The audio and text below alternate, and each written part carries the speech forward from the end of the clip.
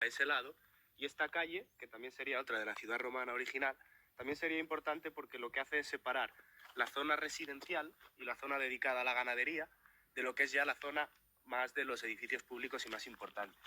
A un lado de la calle tenemos corrales, donde se guardaban a los animales, y a este lado tenemos las termas, que tendrían más o menos este aspecto que veis aquí.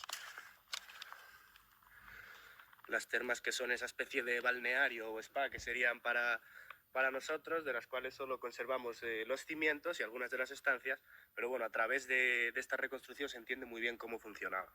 Tenemos un primer espacio al aire libre, que es este que aquí sale en verde, y en el yacimiento está cubierto por arena, que es lo que se llamaba la palestra. Era donde los romanos hacían el ejercicio físico antes de entrar al balneario propiamente dicho. A la izquierda tenemos dos estancias, que ahora veremos más cerca cuando nos acerquemos al mercado, que son, en primer lugar, el vestuario, lo que en la época se llamaba el apoditerium, y las letrinas. De las letrinas saldría un pasillo que se distingue muy bien justo aquí al lado de la calle, que es el que da la entrada a las distintas bañeras. Los romanos, al igual que ocurre en los spas de hoy en día, tenían la costumbre de situar bañeras a distintas temperaturas. Entonces generalmente nos encontrábamos con un frigidarium, que era una bañera con agua helada, un tepidarium con agua templada y un caldarium con agua caliente. Y nosotros estaríamos justo en esta sala de aquí, que es en la que se ven estos elementos de ladrillo. Esto es lo que se llamaba el hipocausto. Los elementos de ladrillo que veis en el suelo lo que hacían era elevar un segundo nivel de suelo, dejando un hueco entre medias por el cual circulaba aire caliente, calentado por un horno. Sería una especie de suelo radiante de hoy en día, que por aquí se conoce como gloria, o como digo yo, una sauna un poco primitiva, que ya lo habían inventado los romanos. Si os fijáis a este lado de aquí, que hay otras dos estancias separadas por un arco, es muy probable que también se tratase de otro hipocausto, como vemos aquí.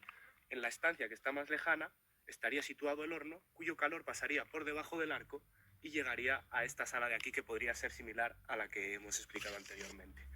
Y justo al lado vemos esos huecos en el suelo, que era el sistema de tuberías por el cual llegaba el agua a las distintas bañeras. Y por último, una estancia bastante interesante también de estas termas, que es esta que tenemos aquí, que termina en una especie de semicírculo, que se distingue muy bien justo allí, sería o podría ser una estancia dedicada exclusivamente para las mujeres. Es una hipótesis que está bastante fundamentada y que podría tratarse de esa sala dedicada únicamente para las mujeres dentro de las termas. Y ahora vamos a abandonar ya el conjunto de las termas y vamos a ver el mercado. Veíamos desde allí las letrinas, que son este cuadradito pequeño que tenemos justo delante, que además tiene alrededor esos huecos por donde circulaba el agua para limpiarse, y justo a la izquierda, esta sala que está un poco más elevada, que sería el vestuario, el apoditerium, que os comentaba, y desde ahí no se veía muy bien.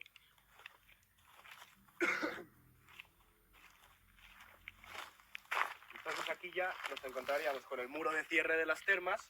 Por situarnos, este primer edificio tendría la entrada que daría justo a ese Decumanus Maximus, que es una de las calles principales de la ciudad de Lancia, y ahora comenzaría el espacio del mercado como tal.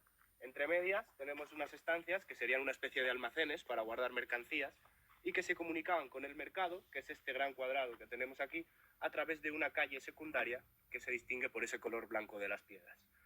El mercado, que es el que tenemos ahí, tendría más o menos este aspecto. Es una reconstrucción aproximada y que, para situarnos, la esquina que nosotros vemos aquí sería justo la contraria a nosotros. Es decir, la entrada principal estaría justo por el otro lado y daría a la otra calle principal de la ciudad, a ese Cardus Maximus.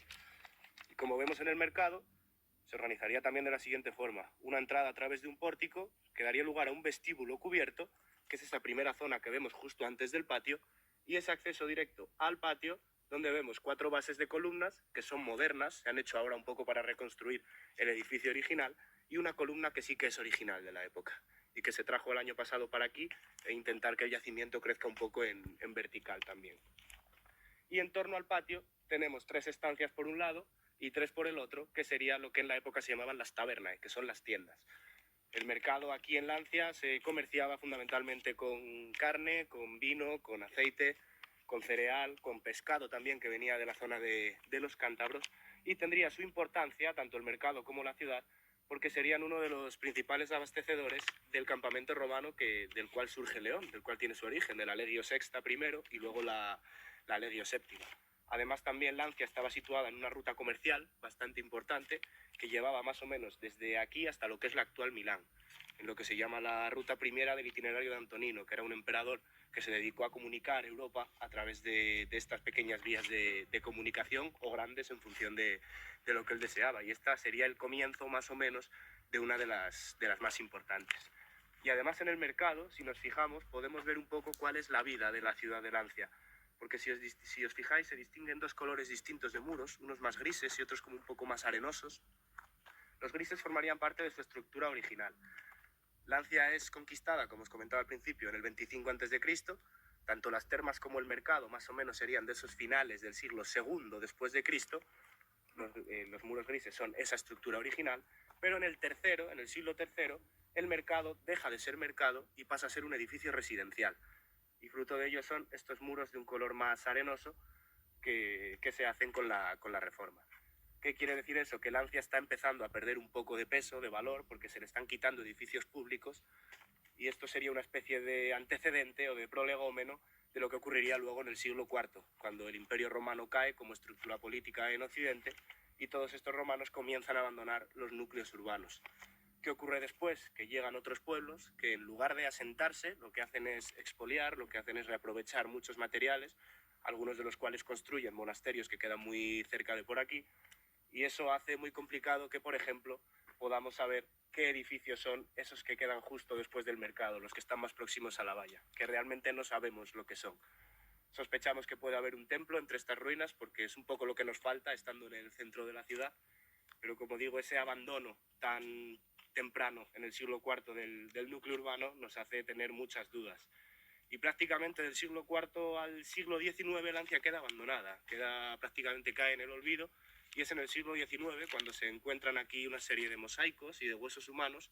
Entonces se le encarga a un arquitecto que estaba trabajando en la Catedral de León, en la restauración, que haga una primera excavación para ver qué es lo que hay aquí realmente. Comienzan a salir las estructuras y ya a partir del siglo XX y en el siglo XXI, a través del Instituto Leones de Cultura, se está gestionando una excavación más profesional y están saliendo todos estos núcleos, tanto termas como mercado, como el foro. Y bueno, el último gran avance que ha sido la aprobación de un centro arqueológico que se va a construir en estos terrenos que quedan justo a nuestras espaldas y que va a ser como ya el último punto para relanzar un poco Lancia y ponerlo un poco en el valor que se merece. De momento podemos enseñar esto, que es relativamente poco para lo grande que es el yacimiento, como os dije, esas 100 hectáreas, pero bueno, seguro que en unos años podremos enseñar más y lo próximo que seguramente podremos será el foro.